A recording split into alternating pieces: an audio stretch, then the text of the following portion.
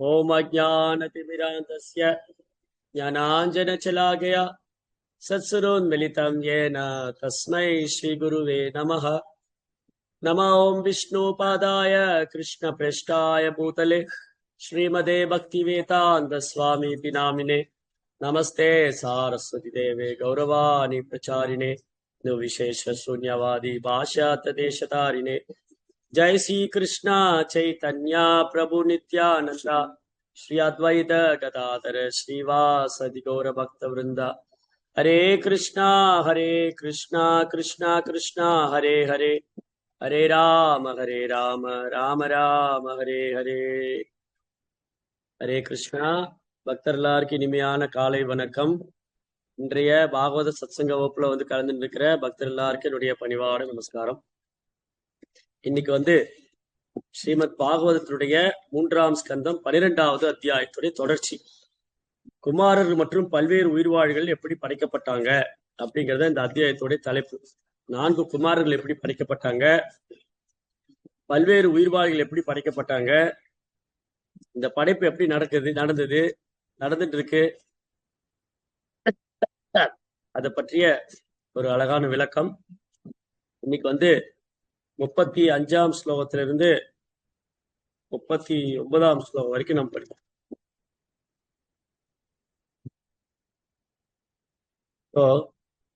தாதுர்ஹோத்ரம் கர்ம தந்திரம் உபவேத நஹைக்ஸஹ கர்மஸ்ய பாதாத் சத்வாரஸ் ததைவ ஆசிரமம் ருத்தயா.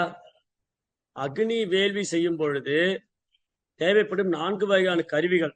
செய்பவர், புரோகிதர், அர்ப்பணிப்பவர், நெருப்பு, உபவேதங்களில் குறிப்பிடப்பட்டுள்ள நிபந்தனைகளுக்கு ஏற்ப செயல்கள் போன்றவையாகும். மேலும் 4 சமய அறநெறிகள், வாய்மை, தூய்மை, தவம், கருணை மற்றும் 4 வகையான சமுதாய பிரிவுகள், தர்மங்கள், பிராமண, சத்திரிய, வைஷ்ய, சூத்ரா போன்றவை அனைத்தும் வெளிப்படுத்தப்பட்டது.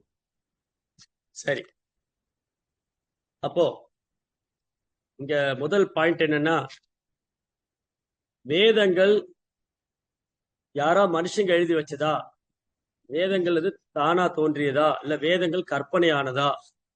இன்னைக்கு பெரும்பாலும் நம்மள யாருமே வேதங்களை பார்த்ததும் இல்லை, படிச்சதும் இல்லை.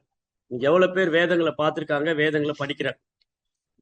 அப்ப வேதங்கள் அப்படிங்கிறது, வேதம் என்றால் என்ன, இந்த வேதங்கள்லாம் உண்மையானதா இல்ல கற்பனையானதா, இல்ல யாராவது மனுஷங்க எழுதி வச்சுட்டாங்களா அப்படிங்கிற கேள்வி எல்லாம் வரும். இன்னைக்கு பெரும்பாலும் மக்களுக்கு இது மேல நம்பிக்கையும் இல்லை. வேதத்துல சொல்லியிருக்கு அப்படின்னா அதெல்லாம் நாங்க நம்ப மாட்டோம், விஞ்ஞானம் சொன்னாதான் நம்புவோம் அப்படிங்கிற ஒரு காலம். இன்னைக்கு எந்த மாதிரி காலம் நடந்துட்டு இருக்குன்னா, விஞ்ஞானம் சொன்னாதான் நம்புறது, சாஸ்திரம் சொன்னா நம்புறது. அது பெரும்பாலும் மக்கள் அறியாமையினால என்ன தப்பா புரிஞ்சுட்டு இருக்காங்க. சாஸ்திரம் யாரோ கற்பனையா எழுதி வச்சுட்டாங்க, இல்ல ஏதோ ஒரு சாதாரண மனுஷன் எழுதி வச்சுட்டாங்க, இல்ல பிராமணர்கள் அவங்களுக்கான கோட்பாடுகளை வகுத்துக்கிட்டு அதைப்படி அவங்க சாஸ்திரத்தை எழுதி வச்சுட்டாங்க, அப்படிலாம் நிறைய தவறான கருத்துக்கள்லாம் சமுதாயத்தில் இருக்கு. ஸோ வேதங்கள் அப்படிங்கிறது இந்த பிரபஞ்சம் படைக்கப்படும் போதே வேதங்களும் சிருஷ்டிக்கப்பட்டது. இப்போ ஒரு பொருள் எடுத்து, இப்போ இந்த செல்போன், இந்த போனை உருவாக்கும் போது இதுக்கு ஒரு புத்தகம் கொடுத்துருவாங்க. இந்த போன் என்னென்ன ஆப்ஷன்ஸ் இருக்கு, இந்த போனை எப்படி பயன்படுத்தலாம், அதுல எவ்வளவு மெமரி பவர் இருக்கு, எவ்வளவு ஜிபி வரைக்கும் அதில் ஸ்டோர் பண்ணலாம், அப்புறம் என்னென்ன ஆப்ஷன்ஸ் இருக்கு, இந்த போனை எப்படி சார்ஜ் பண்ணணும், எப்படி கையாளணும், அதை பற்றி குறிப்புகள்லாம் அந்த புக்கில் இருக்கும். எந்த பொருள் வாங்கினாலும், நம்ம வீட்டுக்கு தேவையான எந்த பொருள் வாங்கினாலும் கூடயே ஒரு புத்தகம் தருவாங்க. பாத்தீங்கன்னா TV, refrigerator, washing machine, laptop, mobile phone, car, bike, எந்த பொருள் வாங்கினாலும் கூட ஒரு கைடு புக் தருவாங்க. அந்த கைடு புக்ல அந்த பொருளை எப்படி பயன்படுத்தணும், அது எப்படி நீண்ட காலம் பாதுகாப்பா வச்சுக்கிறது, அந்த பொருள் எப்படி பிரயோஜனமா யூஸ் பண்ணிக்கிறது, அப்படி எல்லாம் அதுல இருக்கு. அந்த மாதிரி இந்த உலகம் சிருஷ்டிக்கப்பட்ட உடனே வேதங்கள் பகவான் இருந்தே தோன்றி, வேதங்களை தொகுத்தவர், வேதங்களை தோற்றுவித்தவர், வேதங்களால் அறியப்பட வேண்டியவர், வேதங்களை முற்றிலும் அறிந்தவர் யார்? ஒரு கேள்வி வரும். வேதங்களை தொகுத்தது யார், வேதங்களால் அறியப்பட வேண்டியவர் யார், வேதங்களை முற்றிலும் அறிந்தவர் யார்? அது பகவத்கீதையில பகவானே பதில் சொல்லியிருக்கார். வேதைச சர்வை ரகமேவ வேத்யோ வேதாந்த கிருத் வேதவித் விதேக சாகம். வேதங்களால் அறியப்பட வேண்டியவன் பகவான் கிருஷ்ணர். வேதங்களை முற்றிலும் அறிந்ததும் அவர்தான், வேதங்களை தொகுத்ததும் அவர்தான். அதனால வேதங்கள் சும்மா யாரோ கற்பனை பண்ணியாலும் எழுதில்ல, அது பகவான் இருந்தே தோன்றியது. அதுக்கு சப்த பிரம்மம் பேர். வேதம் சப்த பிரம்மம், செவி வழியா கேட்டுப்பட்டு. கிருஷ்ணா பிரம்மாவுக்கு சொன்னார், பிரம்மா நாரதருக்கு சொன்னார், நாரதர் வியாசருக்கு சொன்னார். இப்படி அது காது வழியா கேட்டு. பகவான் கிருஷ்ணர் பிரம்மாவுக்கு சொல்ல, பிரம்மா அதை கேட்டுன்றார். அதை கேட்டுட்டு பிரம்மா நாரதருக்கு சொன்னார், நாரதர் அதை கேட்டுன்றார். நாரதர் கேட்டுட்டு அதை வியாசருக்கு சொல்றார். வியாசதேவர் தான் அந்த வேதங்களை தொகுக்கிறார். அப்ப முதல்ல வியாசருக்கு முன்னாடி வேதங்கள் எழுத்து வடிவில் கிடையாது. சப்த பிரம்மம், ஸ்ருதி. ஸ்ருதி அப்படின்னா செவி வழியா கேட்டு, ஸ்ருதி ஸ்ருதி அப்படின்னா செவி வழியா கேட்டு பெறுவது. அப்ப வேதங்கள் செவி வழியா கேட்டு பெறப்பட்டு வந்தது. அப்புறம் வியாசதேவர் தான் அது என்ன பண்ணாரு, 4ஆக தொகுக்கிறார். வியாசர் வேதங்களை தொகுக்கிறார். 4 வேதங்கள், அப்புறம் உபவேதங்கள், 18 புராணங்கள், 108 உபனிஷத்துக்கள், இதெல்லாம் வியாசர் தொகுக்கிறார். இது எதுக்கு தொகுக்கிறாரு? இந்த வேதங்கள் எதுக்கு தொகுத்தாரு அப்படின்னா, இந்த மனித சமுதாயத்துக்கு ஒரு ஒரு வழிகாட்டி, ஒரு கைடு புக் வேணும். அவங்க அதை படி நடக்கணும். தர்மம் து சாக்ஷாத் பகவத் பிரணீதம். தர்மம் என்பது பகவான் இருந்தே தோன்றுது. அந்த தர்மத்தின் கோட்பாடுகளை புரிந்துக்கிறது ரொம்ப கஷ்டமா இருக்கும். தர்மஸ்ய தத்துவம் நிகிதோ குகாயா மகாஜனோ என கத சபந்தாகா. தர்மத்தின் கோட்பாடுகளை நாம் புரிந்து கொள்ள வேண்டுமானால் மகாஜனங்களின் அடிச்சுவட்டை பின்பற்ற வேண்டும். மகாஜன். இப்ப வியாசதேவர் என்ன பண்ணாரு, வேதங்களை 4ஆக தொகுத்தார். ரிக், யஜூர், சாம, அதர்வா. அதான் இங்க சொல்லியிருக்கு. இந்த ஸ்லோகங்கள் அடுத்தடுத்து வரக்கூடிய ஸ்லோகங்கள்ல வியாசதேவர் என்னென்ன பண்ணாரு. வேதத்துல யாகம் செய்ய சொல்லியிருக்கு. யாகம் அப்படின்னா யஜ்யோவை விஷ்ணு, விஷ்ணுவோட திருப்திக்காக செயல்படுவது. அப்ப என்னெல்லாம் விஷ்ணுவோட திருப்திக்காக செயல்படுறது? யாகம் செய்யறவரு, அந்த யாகத்தை அர்ப்பணிக்கிறவரு, அதுக்குண்டான நெருப்பு, இதெல்லாம் பிரம்மாட்டிருந்து தோன்றியது. அப்புறம் 4 சமய அறநெறிகள், வாய்மை, தூய்மை, தவம், கருணை. 4 சமய அறநெறிகள், தர்ம அர்த்த காம மோக்ஷா. அதுக்கப்புறம் தர்ம அர்த்த காம மோக்ஷா வேதங்கள் இதுதான் சொல்லிட்டு இருக்கு. யார் யார் என்ன தர்மம் பண்ணணும், எப்படி பொருளாதார முன்னேற்றம் அடையிறது, அப்புறம் தன்னுடைய தேவைகளை எப்படி பூர்த்தி செஞ்சுக்கிறது, இறுதியில மோட்சம் அடையும். இந்த 4 கொள்கைகள் தான் வேதத்துல பறைசாற்றி. அதுக்கப்புறம் வேதத்துல 4 வகையான சமுதாய பிரிவுகள், பிராமண, சத்திரிய, வைஷ்ய, சூத்ரா. ஒரு பிரிவு குணத்தின் அடிப்படையிலையும் தொழிலின் அடிப்படையிலையும் பகுக்கப்பட்டிருக்கு. குண கர்ம விபாகஷன்னு சொல்றார் பகவத்கீதையில. பகவான் 4 வர்ணங்களும் குண கர்ம விபாகஷ, ஒருத்தருடைய தொழில் அடிப்படையிலையும் குணத்தின் அடிப்படையிலும் பிரிக்கப்பட்டிருக்கு. அப்போ பிரபுபாத் என்ன சொல்றாரு, இந்த மனித வாழ்க்கை தன்னை உயர்த்தி கொள்றதுக்கு அவரே தாழ்த்தி கொள்வதற்கல்ல. மனித வாழ்க்கையின் குறிக்கோள் ஒருவர் தன்னை உயர்த்தி கொள்ள வேண்டுமே ஒழிய தாழ்த்தி கொள்ளக்கூடாது. உயர்த்தி கொள்றதுன்னா என்னது? விலங்குகளுடைய வாழ்க்கையிலிருந்து மனித வாழ்க்கையை வேறுபடுத்திக்காங்க. இப்ப பிரபுபாத் என்ன சொன்னார் இங்க பொருளுரையில, இதெல்லாம் காமனா இருக்கு. சாப்பிடுறது, தூங்குறது, இனப்பெருக்கம் பண்றது, தற்காத்து கொள்றது. உண்பது, உறங்குவது, இனப்பெருக்கம் செய்யறது, தற்காத்து கொள்றது. 4 எல்லா ஜீவனுடைய வாழ்க்கையில இருக்கு. ஆனா மனித வாழ்க்கை அதுக்காக இல்ல. அது மனித வாழ்க்கையோட மெயின் பிசினஸ் அது இல்ல. மனித வாழ்க்கையோட முக்கிய வேலை அது இல்ல. அப்ப மனித வாழ்க்கையின் முக்கிய வேலை என்னது? ஜீவசிய தத்துவ ஜிக்யாசா ஞாத்தோ சேச கர்ம தாமேஷ நா இந்திரிய பிரீத்தி லாபோ ஜீபே யாவதா ஜீவசிய தத்துவ ஜிக்யாசா நார்த்தோ சேச கர்ம. மனித வாழ்க்கை கேள்வி கேட்கறதுக்காக. என்ன கேள்வி கேட்கணும்? இந்த வேதங்கள்லாம் உண்மையா? இந்த வேதங்கள் எதுக்காக தொகுக்கப்பட்டது? வேதங்களின் நோக்கம் என்ன? நான் எப்படி வேதத்தை புரிஞ்சுக்கிறது? எனக்கு யார் வேதம் சொல்லி தருவா? இந்த காலத்துல நான் படிக்க வேண்டிய வேதம் என்ன? வேதத்துடைய சாரம் என்ன? இந்த மாதிரி கேள்வி எல்லாம் கேட்கணும். இந்த கேள்வி கேட்காத வரைக்கும் நம்ம மனித வாழ்க்கைய முழுமையா பயன்படுத்திக் கொள்ளவே இல்லை. இங்க விதுரர் கேள்வி கேட்கிறார் பாருங்க. இதுல என்ன கேள்வி கேட்கிறாரு? தவை விஸ்வசிருஜம் ஈஷோ வேதாதீன் முகதோ சிருஜத் யத்யத்யேனா சிருஜத் தேவ தன்மே ப்ரூஹி தபோதனா. ஓ தவத்தை மட்டுமே செல்வமாக கொண்டிருக்கும் மைத்ரேய முனிவரே, பிரம்மதேவர் வாயிலிருந்து வெளிவந்த வேத ஞானத்தினை யாருடைய உதவினால் எவ்வாறு அவர் நிறுவினார் என்பதை அருள் கூர்ந்து விளக்குங்கள். பாத்தீங்களா? சோ எப்படி பிரம்மாவுடைய திருவாயிலிருந்து வேதம் தோன்றியது, அது யாரை வச்சு அவர் எஸ்டாப்ளிஷ் பண்ணாரு, என்னென்ன சொல்லியிருக்காருங்கிறதெல்லாம் சொல்லிக் கொடுக்கணும். இதுதான் ஒரு சிறந்த மாணவருக்கான அடையாளம். அவர் உண்மையாலுமே ஆர்வமா இருக்காரு, வேத நியமங்களை தெரிஞ்சுக்கணும், வேதத்தின் கோட்பாடுகளை புரிஞ்சுக்கணும், வேதத்தின் சாரத்தை அறிந்து கொள்ள வேண்டும். அப்படி ஒரு ஆர்வமான மாணவனுக்கு ஆர்வமான குரு ரொம்ப அழகா சொல்லிக் கொடுக்குறாரு.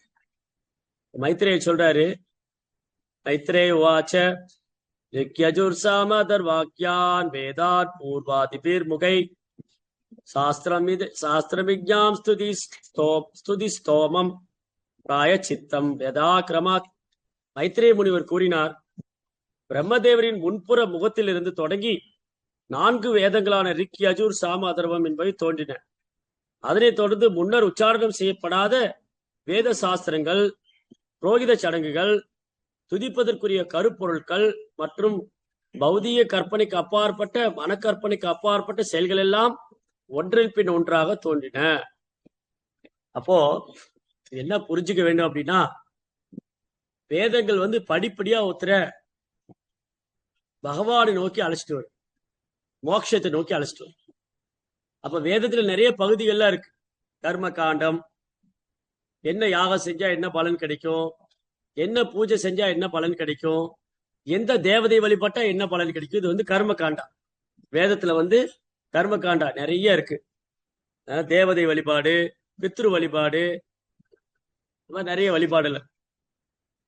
அப்புறம் ஞான காண்டம், அறிவை சாஸ்திரம் படிச்சு ஞானம் அறிவை வளர்த்துக் கொள்வது, வழிபாட்டு முறைகளை பின்பற்றுவது, முக்குணத்துக்கு ஏற்றாற் போல சத்வ ரஜஸ் தமஸ் ஓரோருத்துடைய குணத்துக்கு ஏற்றாற் போல வழிபாட்டு முறைகள்.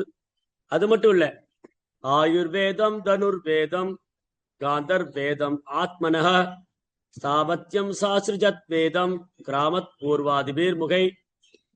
அவர் மேலும் கூறினார், மருத்துவ விஞ்ஞானம், இராணுவ விஞ்ஞானம், இசைக்கலை, சிற்பக்கலை போன்றவையெல்லாம் வேதங்களிலிருந்து படைத்தார்.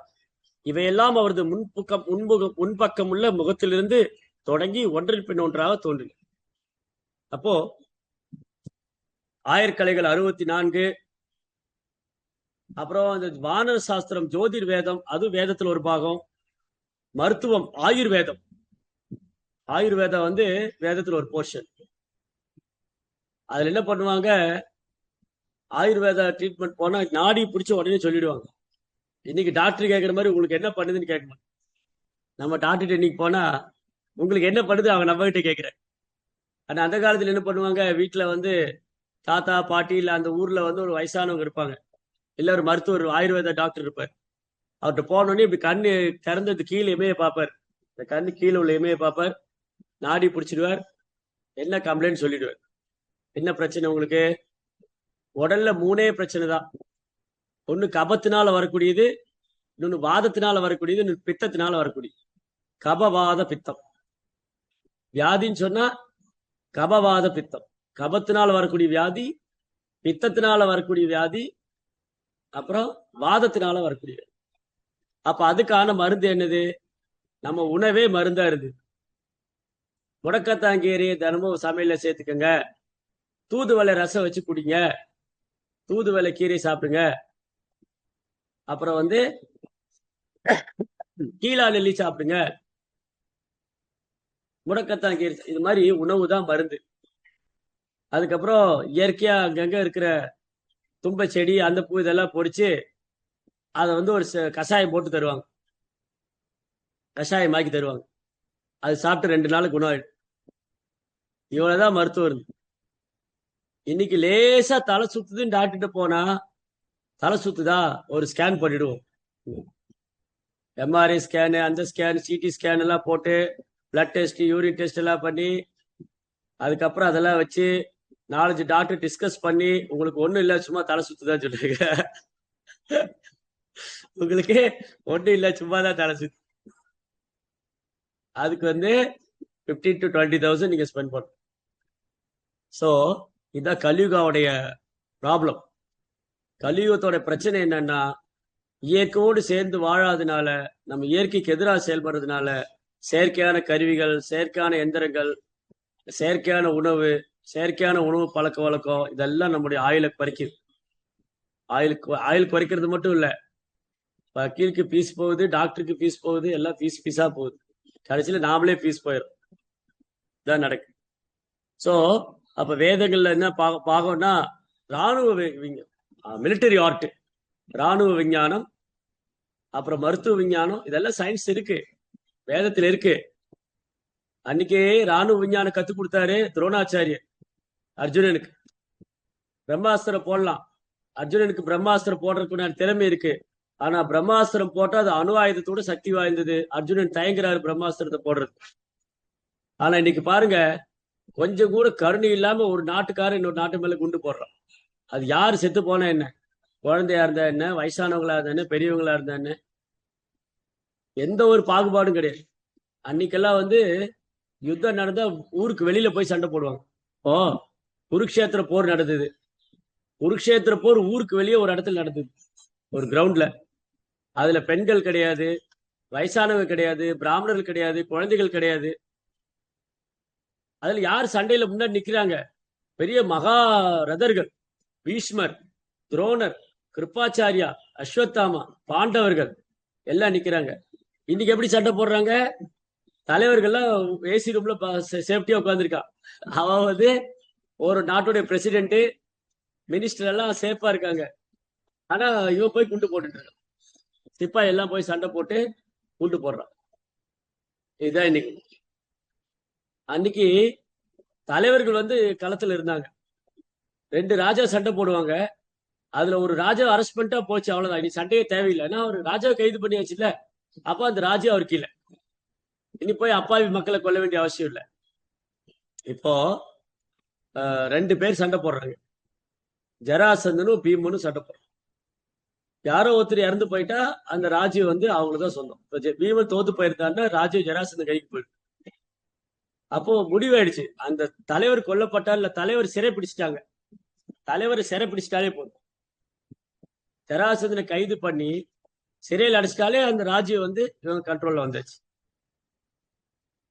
அப்படிதான் இருந்து. ஸோ அது மாதிரி நிறைய கலியுகத்துல குறைபாடுகள்லாம் இருக்கு. மன்னர் ஆட்சி போய் மக்களாட்சி வந்தது, ஆனா மக்களுக்கான ஆட்சியே இல்லை. ஆனா வேத காலத்துல மன்னர் ஆட்சி தான் இருக்கு, மக்களுக்கான ஆட்சியா இருக்கு. பரிஷித் மகாராஜ் ஆட்சி மன்னர் ஆட்சி, ஆனா அது மக்களுக்கான ஆட்சி. யுதிஷ்ட மகாராஜா மன்னர் ஆட்சி, ஆனா அது மக்களுக்கான ஆட்சி. மக்களால் மக்களை தன் பிரஜைகளை தன் குழந்தைகள் மாதிரி நடத்தின ஆட்சி. பிரஜைகளை வந்து தன் குழந்தைகள் மாதிரி பார்த்துட்டார் யுதிஷ்ட மகாராஜ், அம்பரீஷர், பரீட்சித்து, பரதன். இதெல்லாம் மன்னர் ஆட்சி தான், ஆனா கொடுங்கோல் ஆட்சி கிடையாது. அவங்க பிரஜைகளை தன் குழந்தைகள் மாதிரி பார்த்துக்கிட்டார். பசி, பட்டினி, ஏக்கம், தாகம், கவலை, வறுமை, தொற்று வியாதி ஒண்ணும் கிடையாது. இன்னைக்கு மக்களாட்சின்னு பேரு, ஆனா எல்லா துன்பத்தையும் மக்கள் அனுபவிக்கிறார். பஞ்சம், வறட்சி, பட்டினி, நோய், உள்நாட்டு சண்டை, வெளிநாட்டு சண்டை, நிம்மதி இல்லை. இது ஏன் என்ன கிணறு, அது உண்ணுது, இது எனக்கு சொந்தம், நான் தர மாட்டேன், இந்த தண்ணி எனக்கு சொந்தம், இந்த பூமி எனக்கு, எதுவுமே அவனுக்கு சொந்தம் கிடையாது, எல்லாமே கிருஷ்ணருடையது. ஸோ இந்த கல்வி இல்லாதனாலதான், இந்த வேத கல்வி இல்லாதனாலதான் இன்னைக்கு எல்லா பிரச்சனையும் காரணம். அதனால இங்க வந்து என்ன சொல்றாரு மைத்ரேய முனிவர், இதெல்லாம் வேதத்துல இருக்கு. இசை கூட வேதத்துல ஒரு போர்ஷன் தான், மியூசிக். ஆனா பாருங்க, பெரும்பாலும் வந்து என்ன ஆயிடுச்சு, கலியுகத்துல அதை கிறிஸ்தருக்காக பயன்படுத்தாதனால அது தவறா போயிடுச்சு. செத்த வீட்டுல பாடுற பாட்டெல்லாம் வந்து இன்னைக்கு சினிமால பாடிட்டு, தப்பா போது பாட்டு டான்ஸ் ஆடிட்டு. அன்னைக்கு இசைன்னு சொன்னா அந்த ஒரு குறிப்பிட்ட ராகத்து மூலமா இறைவனை பாடுறது, வீணை எல்லாம் வச்சுட்டு அந்த ஒரு ராகத்தை பாடும்போது அதுக்கான அந்த இசை மூலமா இறைவனை திருப்தி செய்யறது, அவன் சேவை செய்யறது. அப்போ எந்த ஒரு கலை வந்து கிருஷ்ணருக்காக பயன்படுத்தப்படலையோ அது அழிஞ்சு போயிடும். எந்த ஒரு கலை வந்து கிருஷ்ணருக்காக பயன்படுத்தலைன்னா அது கொஞ்சம் கொஞ்சமா அழிஞ்சு போயிடும். இன்னைக்கு பாருங்க நிறைய கலைகள் அழிஞ்சு போயிடுச்சு. ஏன் அழிஞ்சு போச்சு? அது கிருஷ்ணருக்காக பயன்படுத்துறது இல்ல. அப்புறம் என்ன சொன்னாரு? இதிகாச புராணாதி பஞ்சமம் வேத ஈஸ்வரः சர்வேபிய ஏவ வக்திரேபிய சஸ்ருஜே சர்வதர்ஷன. பின்னர் அவர் கடந்த காலம், நிகழ்காலம், வருங்காலம் என்னும் முக்காலங்களையும் காணும் ஆற்றல் பெற்றவராதனால் 5ஆம் வேதமான புராணங்களையும் இதிகாசங்களையும் தமது வாயிலிருந்து படைத்தார். சரிங்களா? அப்போ ஒரு தீர்க்கதரிசி பிரம்மா, நாரதர், வியாசர் இவங்க தீர்க்கதரிசி. முன்ன நடந்தது, இப்ப நடக்கிறது, நீ நடக்க போறத சொல்லுவாங்க. பாகவதம் தொகுத்து 5000 வருஷம் ஆச்சு. பாகவதம் கொடுத்தது 5000 வருஷத்துக்கு முன்னாடி. ஆனா வியாசதேவர் எழுதுறாரு கலியுகத்துல 2500 வருஷத்துல புத்தர் அவதரிப்பாரு. கலியுகம் தொடங்குறதுக்கு முன்னாடி பாகவதம் எழுதியிருக்கு. ஆனா கலியுகத்துல பகவான் புத்தரை அவதரிப்பார்னு பாகவத்துல சொல்லியிருக்கு. அப்போ பின்னாடி வரக்கூடிய அவதாரத்தை பத்தி சொல்லியிருக்கு, நடந்துட்டு இருக்கிற அவதாரத்தை பத்தி சொல்லியிருக்கு, முன்ன வந்த அவதாரத்தையும் சொல்லியிருக்கு. அதான். சோ அதனால இது பர்ஃபெக்ட். வேத கல்வி ஏன் வந்து பர்ஃபெக்ட்னா, அது வந்து சாதாரண மனிதனால தொகுக்கப்பட்டதில்லை, எழுதினதல்ல. இது யாராலும் சாதாரண மனிதனால் இப்படி சொல்ல முடியாது. முன்ன என்ன நடந்தது, இப்ப என்ன நடந்துட்டு இருக்கு, இனி என்ன நடக்க போகுது. அதனால இங்க பாருங்க, குறிப்பிட்ட ஒரு நாடு, தேசம் மற்றும் உலகினை பற்றிய வரலாறுகள் எழுதப்பட்டு இருக்கின்றன. ஆனால் புராணங்களோ விண்ணும் மண்ணும் நிறைந்த பிரபஞ்சத்தின் வரலாறுகளாகும். அவை ஒரு யுகத்தை பற்றிய வரலாறு அல்ல, பல கல்பங்களில் வரலாறுகளையும் தன்னகத்தே கொண்டவையாகும். பிரம்மதேவர் இவ்வரலாற்றின் உண்மைகளையும் நன்கறிந்தவராவார். அதனால் எல்லா புராணங்களும் வரலாறுகளே ஆகும். அவை பிரம்மதேவரால் முதநூலாக தொகுக்கப்பட்டு வேதங்களின் பகுதியாக விளங்குவதனால் அவை 5வது வேதம் என்று அழைக்கப்படுகிறது. மகாபாரதம் வந்து 5வது வேதம், புராணங்கள்ல 5வது வேதம். அதனால இங்க பாயிண்ட் என்ன அப்படின்னா, இந்த வேதம் சொன்னா சரி சாமி, இப்ப என்னதான் சொல்ல வரீங்க? வேதத்துடைய நோக்கம் தான் என்ன? இன்னைக்கு யாரு வேதம் சொல்லி கொடுக்குறா? இன்னைக்கு யாரு வேதம் படிக்கிறா? என்ன வேதம் படிச்சா ஒருத்தர் என்ன புரிஞ்சுக்கணும்? வேதம் படிச்சா ஒருத்தர் என்ன செய்யணும், என்ன தெரிஞ்சுக்கணும்? அதனாலதான் பகவான் என்ன பண்ணாரு, அவர் வந்து வேதங்கள் எல்லாம் வந்து வியாசர் மூலமா அது 4ஆ தொகுத்து அதுக்கு உப புராணங்கள்லாம் கொடுத்து அதெல்லாம் பண்ணா கூட இன்னைக்குள்ள காலகட்டத்துல கலியுக மக்களுக்கு வேதத்தில் உள்ள ஸ்லோகங்களை புரிந்து கொள்றதோ, வேத கோட்பாடுகளை பின்பற்றுவதோ, வேத நியமங்களை அனுஷ்டிப்பதோ ரொம்ப கஷ்டம், ரொம்ப ரொம்ப கடினம். கலியுக மக்களுக்கு வேதங்களை பின்பற்றுவது ரொம்ப கஷ்டம். அதை சொல்லிக் கொடுக்கறதுக்கு சரியான பிராமணர்கள், குருமார்கள் கிடையாது. அதனால பகவான் என்ன பண்ணாரு, இந்த கலியுக மக்களுடைய மனநிலையை நன்றாக அறிந்து கொண்டு துவாபரிகம் முடிஞ்சு கலியுகம் தொடங்கும் போது அவரு மகாபாரதம், 5வது வேதம் என்று அழைக்கக்கூடிய மகாபாரதத்தின் மிக முக்கியமான பாகம் பகவத்கீதை. பகவத்கீதை அனைத்து உபனிஷத்துக்கு சாரம். சர்வ உபனிஷதோ காவோ, எல்லா உபனிஷத்தையும் எடுத்து அதை பசுவாக்கி அந்த பசுவோடைய மடியிலிருந்து பால் கறந்து அது அர்ஜுனன்கிற கண்ணுக்குட்டி குடிச்சு அது பகவத்கீதை. எல்லா உபநிஷத்தையும் கீதா மகாத்மியத்தில் இருக்கு. கீதா மகாத்மியம் என்ன சொல்லுது? எல்லா வேதங்களையும் பசுவாக்கி அந்த பசுவோடைய மடியிலிருந்து பால் கறக்கு, அந்த பால் தான் பகவத்கீதை. பால் கறக்கிற சிறுவன், ஆயர்குல சிறுவன் கிருஷ்ணன், அந்த பாலை பருகும் கண்ணுக்குட்டி அர்ஜுனன். எவ்வளவு அழகா உண்மை கொடுத்திருக்காரு ஆதிசங்கராச்சார். எப்படி உண்மை கொடுத்திருக்காரு? எல்லா வேதத்தையும் உபதேசத்தையும் சாரமாக்கிட்டா அது பால். அந்த எல்லா வேதம் பசு. அந்த பசுவோடைய மடியில பாலை கறக்கும் ஆயர்குல சிறுவன், இடைய சிறுவன் வந்து கிருஷ்ணர். அந்த பாலை பருகிய கண்ணுக்குட்டி அர்ஜுனன். அதனால பகவத்கீதை வந்து இந்த குறிப்பாக எல்லா தரப்பு மக்களுக்கு கலியுகத்துல வந்து அனைத்து உபநிஷத்துடைய சாரமாக பகவத்கீதை இருக்கிறது. அதனால இன்னைக்கு பகவத்கீதை படிச்சா வேதத்துடைய நோக்கம் என்னன்னு தெரிஞ்சு, வேதத்தின் நோக்கம் என்னன்னு பகவத்கீதை தெரிஞ்சு.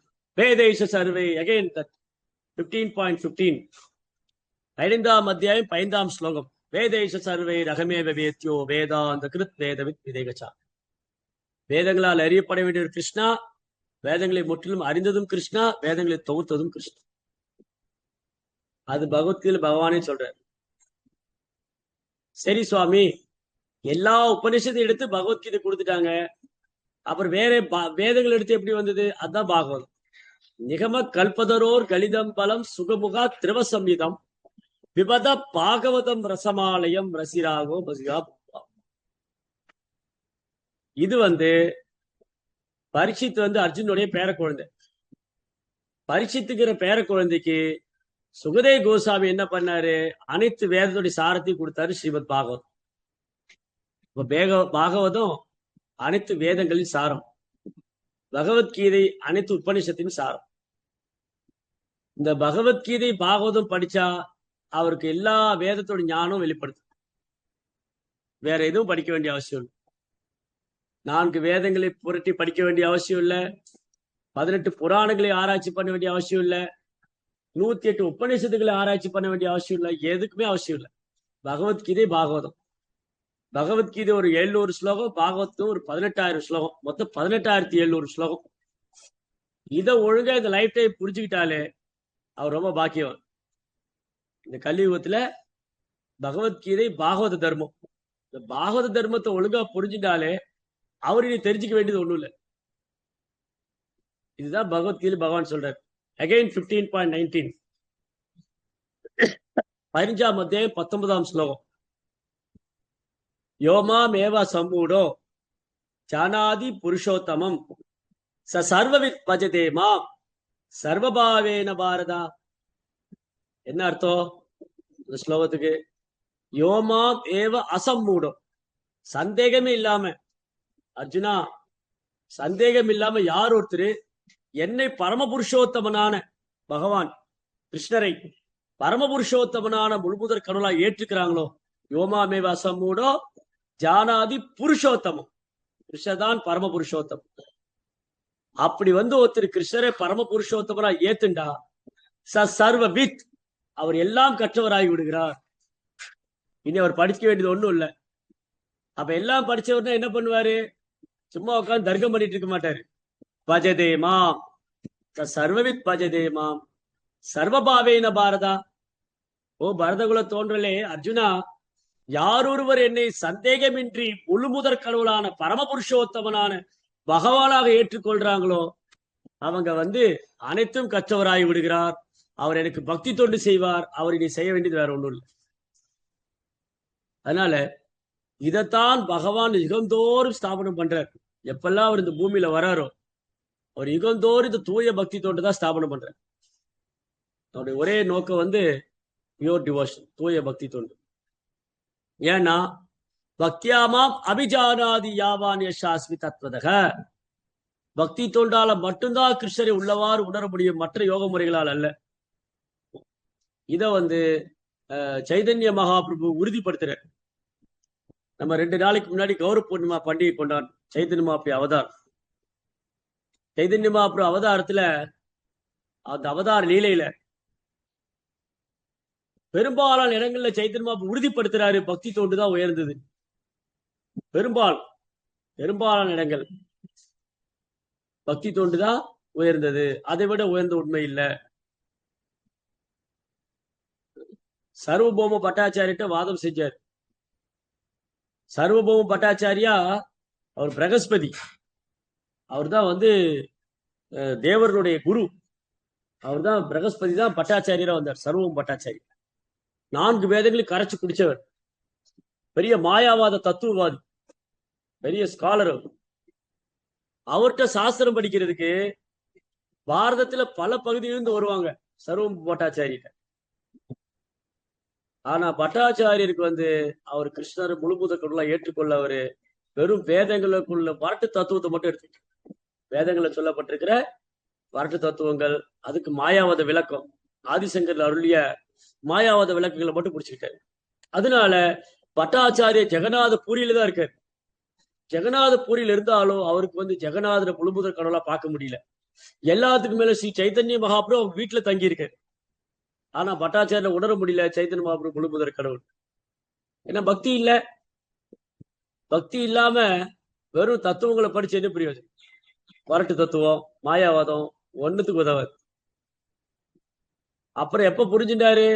பகவானுடைய கருணையால தான் புரிஞ்சுக்கிட்டாரு சைத்தன்ய மகாபிரபு முழு முதற் கடவுள். 7 நாள் சொன்னாரு. சர்வம் பட்டாச்சாரியா அந்த இடம் இப்போ இருக்கு. ஜெகநாத் பூரி போனீங்கன்னா பட்டாச்சாரிய வீடு இருக்கு. சர்வம் பட்டாச்சாரிய வீடு. சர்வபௌம பட்டாச்சாரிய வீட்டுல 7 நாள் மகாபிரபு உட்கார்ந்துட்டு இருக்காரு. ஒரு வேதாந்தம் பேசுறாரு. வேதாந்த சூத்திரம் வந்து சொல்லி கொடுக்கிறார். அகம் பிரம்மாஸ்மி, சர்வம் கலோயிதம் பிரம்மம், எல்லாம் பிரம்மா வேத வாக்கியம் இருக்கு. எல்லாம் சொல்லி கொடுத்து 7 நாள் பேசிட்டு இருக்காரு. ஒரு கேள்வி கூட கேட்கல. இவரு மௌனமா உட்கார்ந்துருக்காரு சைத்தன்ய மகாபிரபு. 7வது நாள் கேட்கிறாரு, ஓ சன்னியாசி, நீ ஒரு சன்னியாசி, நான் உனக்கு வேதாந்தம் சொல்லி கொடுத்தேன், உனக்கு புரிஞ்சுதா? 7 நாள் கேட்டுட்டு உனக்கு சந்தேகம் ஒண்ணும் இல்லையா? அவர் சொன்னார், எனக்கு வேதாந்தம் நல்லா புரிஞ்சுது, உங்க விளக்கம் தான் எனக்கு புரியலன்னு. அவர் சொன்னாரு, எனக்கு வேதாந்தம் நல்லா புரிஞ்சுது, உங்க விளக்கம் தான் புரியல, நீங்க தப்பு தப்பா சொல்றீங்க, உண்மையை மறைச்சு மறைச்சு சொல்றீங்க. அவருக்கு ஒரே ஆச்சரியம். இந்த மாதிரி யாரும் அவர்கிட்ட பேசினதே இல்லை. இந்த சின்ன பையன் என்னுடைய வியாக்கியானம் தப்புங்க சொல்றானே, அப்ப உங்க வியாக்கியானத்தை சொல்லுங்கன்னு.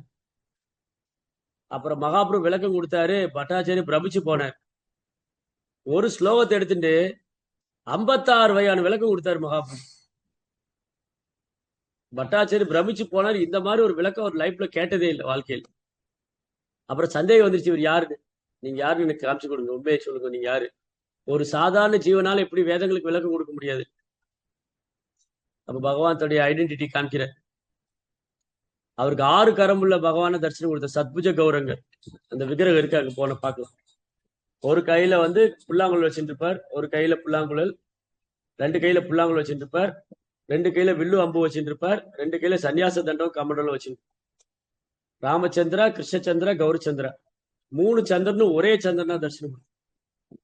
சர்வபௌம பட்டாச்சாரியாக்கு 3 சந்திரனும் ஒரே சந்திரனா. ராமச்சந்திர, கிருஷ்ணச்சந்திர, கௌரச்சந்திரா. அவர் அப்படியே சாஸ்திராவும் நமஸ்காரம் பண்ணாரு. இப்பதான் புரியுது அவருக்கு பக்தி எவ்வளவு உயர்ந்தது. நான் எவ்வளவு நாள் வரட்டு தத்துவம் பேசிட்டு. அது மாதிரி வாரணாசியில் இருந்த போது பிரகாசானந்த சரஸ்வதி 60,000 சீடரோடு இருக்காங்க, மாயாவாதம் பேசிட்டு. சைத்தன்யமா அப்படி கருணையால தான் அவங்களும் வைஷ்ணவரான. இந்த மாதிரி நிறைய உதாரணம் இருக்கு சைத்தன்ய லீலைகள்ல. சைதன்ய மகாபிரபு உறுதிப்படுத்துறாரு, பக்தி தான் பரிசா. வேதங்களுடைய நோக்கம் வந்து கிருஷ்ணரை அடைவதுதான், கிருஷ்ணருக்கு சேவை பண்றதுதான். அதுதான் உயர்ந்தது, அதுதான் உன்னதமானது. அதனால இந்த நவதீப்ல நிறைய பேர் வந்து பக்தி இல்லாம இருந்தாங்க. சாஸ்திரம் எல்லாம் பின்பற்றிட்டு இருக்காங்க. சாஸ்திரம் பின்பற்றுவாங்க, பலநோக்கு கர்மங்கள் செய்வாங்க, புண்ணிய கர்ம காண்டம் பண்ணுவாங்க, ஆனா பக்தி பண்ண மாட்டாங்க. அப்ப வேதத்தை எடுத்துக்கிட்டாங்க, வேதத்துடைய சாரத்தை விட்டாங்க. பகவான் கூட அப்படிதான் கொஞ்ச நாள் நடிச்சிட்டு இருந்தார். சைதன்ய மகாபிரபுடைய நிமாய் பண்டிட் லீலை. Nimai Pandit, Nimai Pandit very great scholar, பெரிய பண்டிதர் நிமாய். நவதீப்லயே வச்சு தர்க்கத்துல நிமாயை ஜெயிக்கவே முடியும். அவரு கங்கதாஸ் பண்டிட் குருக்குள்ள படிச்சாரு. எல்லாத்தையும் ஃபர்ஸ்ட் வந்துருவாரு. எதுவுமே அவர் வந்து ஒரு தடவை இப்படி கிரகிச்சுட்டா போதும். அவர் எல்லாம் ஆச்சரியப்பட்டாங்க, இந்த நிமா இவ்வளவு பெரிய புத்திசாலியா இருக்காரு. அப்புறம் கொஞ்ச நாளைக்கு லீலை பண்ணாரு, ஒண்ணுமே பக்தியே இல்லாத மாதிரி லீலை பண்ணார். ஒரு பண்டிதர் மாதிரி லீலை பண்ணார். என்ன பண்ணாரு, இந்த பக்தர்கள்லாம் எவ்வளவு மேல கிருஷ்ணர் மேல அன்பு வச்சிருக்கான்னு பரிச்சு பண்ணார். முகுந்த தத்தா, முராரி குப்தா, கதாதர் பண்டிட், ஸ்ரீவாஸ் தாக்கூர், இவங்கெல்லாம் தூய பக்தர்கள். இவங்க எப்பவுமே வந்து எல்லாரும் அத்வைத பிரபு வீட்டுல சேர்ந்துட்டு நாம சங்கீர்த்தனை பண்ணுவாங்க. ஹரே கிருஷ்ணா கிருஷ்ண கிருஷ்ணா ஹரே ஹரே, ஹரே ராம் ராம் ராம் ஹரே ஹரே. அப்ப என்னாச்சு, முகுந்த தாத்தாவும் மகாபிரபு சந்திப்பாங்க. முகுந்த தாத்தாட்ட மகாபிரபு கேள்வி கேட்பார், நிமாய் பண்டிட். அதுக்கு ஒரு விளக்கம் கொடுத்தா அதுக்கு இவர் ஒரு விளக்கம் கொடுப்பார். அவரால் பதிலே சொல்ல முடியாது. இந்த மாதிரி அவர் என்ன கேட்டாலும் முகுந்த தத்தாவும் அவர் ரொம்ப பக்தியோட சொல்லுவார். ஆனா மகாபிரபு வந்து என்ன பண்ணுவாரு, வேதங்களை வச்சு தர்க்கம் பண்ணுவார். இதனாலே முகுந்த தத்தா என்ன பண்ணுவாரு, இந்த நிமாய் வராருன்னா அந்த வழியா ஓடிடுவார். நிமாய் பண்ணிட்டு இந்த வழியா வந்தா இவர் தேவையில்லாம தர்க்கம் பண்ணி நேரத்தை வீணாக்குவார். இவர்கிட்ட பேசி பேசி நேரம் வீணா போயிடும். அந்த நேரத்துல ஒரு 4 மாலை ஜெபம் பண்ணிடலான்னு ஓடிடுவார். அப்ப நிமாய் சொல்லுவார், ஏ முகுந்தா, நீ இப்ப என்ன கண்டு ஓடுறே இல்ல, நீ ஓடு ஓடு, ஒரு நாள் நீ வந்து என்னுடைய பாதமே கதின்னு இருப்ப அப்படின்னு சொல்லுவார். தட் மீன்ஸ் என்னன்னா, மகாபிரபு வந்து நாம சங்கீர்த்தனம் தொடங்கல அது வரைக்கும். அவர் ஒரு நவதீபத்துல ஒரு மிடுக்கான பிராமணன் போல வளம் வர்றாரு. நாம சங்கீர்த்தனம் தொடங்கல.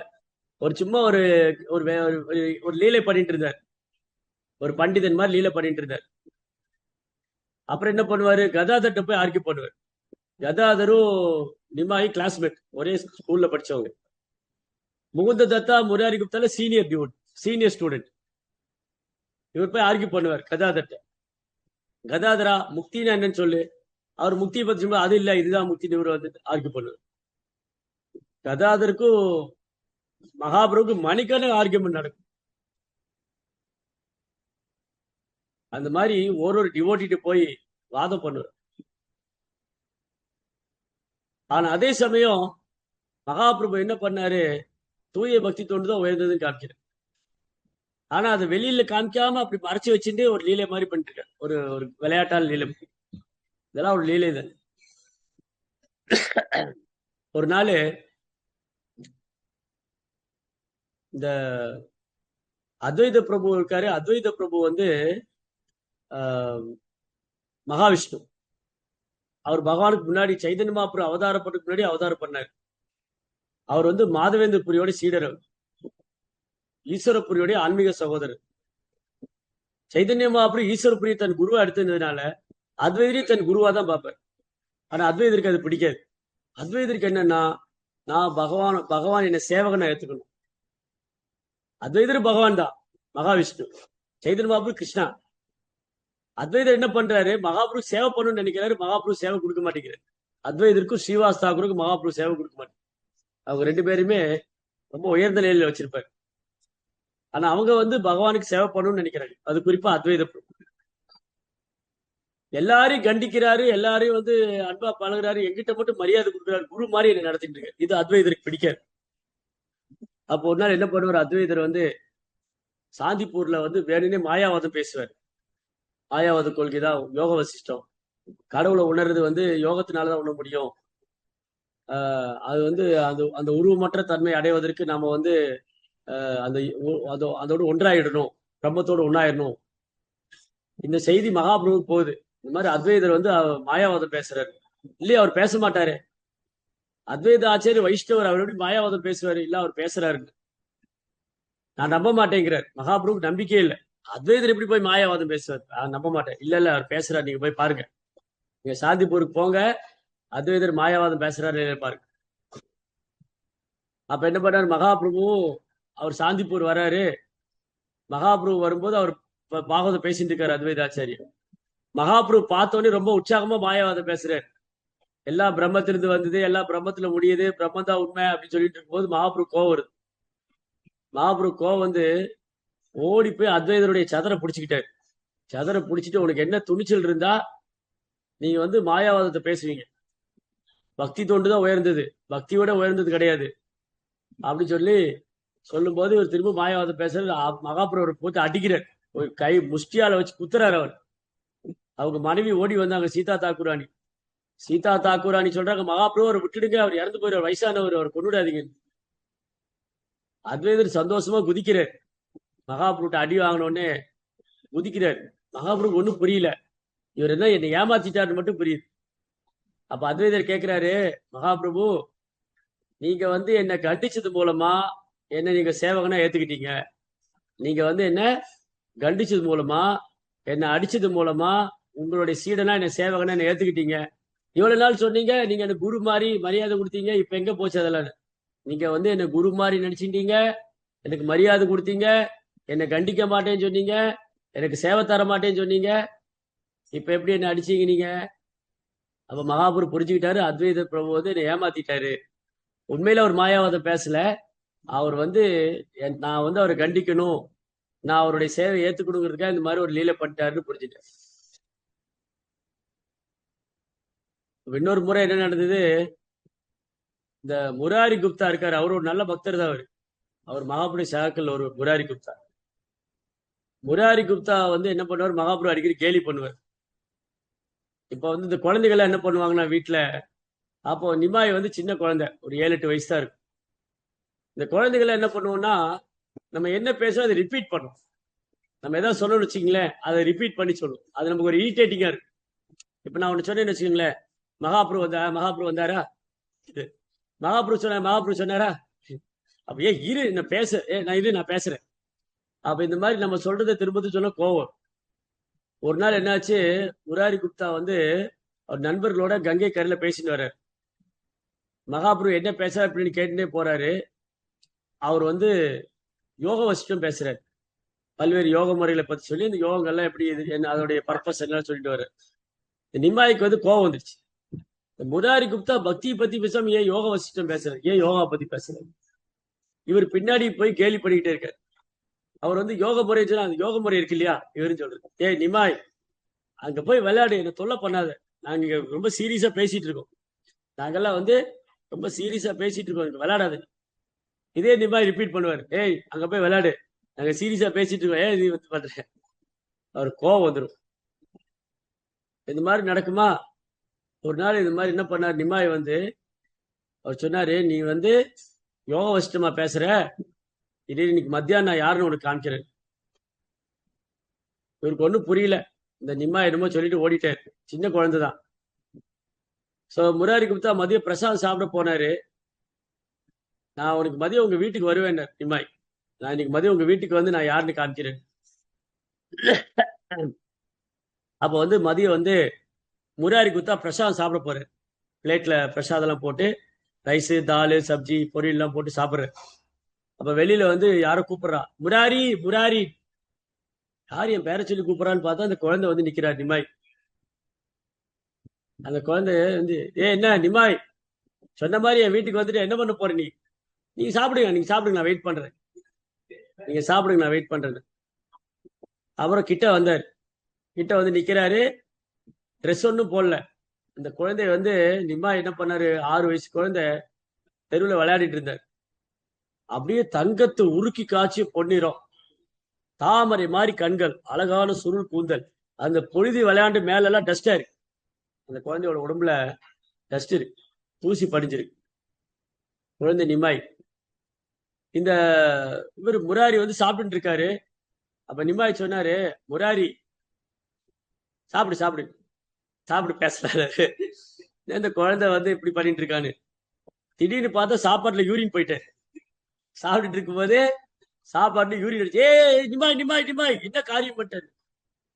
பிரசாதத்துல யூரின் போனா உனக்கு கோவம் வருது இல்ல, அந்த மாதிரி நீ வந்து சாஸ்திரத்தை பொய்யா சொன்னா, சாஸ்திரம் வந்து பக்தி பண்ண சொல்லுது, அதுல நீ யூரின் கலக்கிற மாதிரி பண்ணிட்டு இருக்க.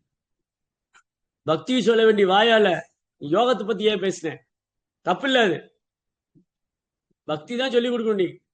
நீ முராரி குப்தா, நீ பக்தியை சொல்லி கொடுக்காம யோகம் சொல்றேன்னு சொல்லி பக்தியில வந்து நீ யூரினை கலந்துட்ட, அதான் உனக்கு பனிஷ்மெண்ட் சொல்லிட்டு ஓடிட்டார். இவர் பின்னாடி துரத்திட்டே வர்றாரு. இந்த முராரி குப்தா, இந்த குழந்தை ஓடி போறாரு. அவருக்கு ஒரே ஆச்சரியம், என்ன இந்த 6 வயசு குழந்தை இப்படி பெரிய தத்துவம் பேசிட்டு இருக்கு. இந்த குழந்தை நிம்மாய் வந்து தெருவில் விளையாடிட்டு இருந்தது.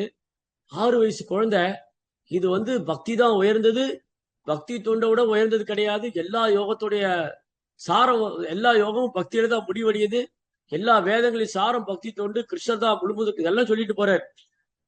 இதெல்லாம் சொன்ன உடனே ஆச்சரியம் வந்துருது. இந்த குழந்தை யாரு, ஒருவேளை இந்த குழந்தை பகவான் கிருஷ்ணரா இருக்குமோ, அந்த கிருஷ்ணரே இந்த பூமியில வந்துட்டாரா, நம்ம பிரார்த்தனை எல்லாம் வீண் போகலையே, அத்வைத பிரபு, ஸ்ரீவாஸ் தாக்குரா எல்லாம் பிரார்த்தனை பண்ணுமே கிருஷ்ணர் இந்த பூமியில வரணும்னு, அதான் நடந்துருச்சா.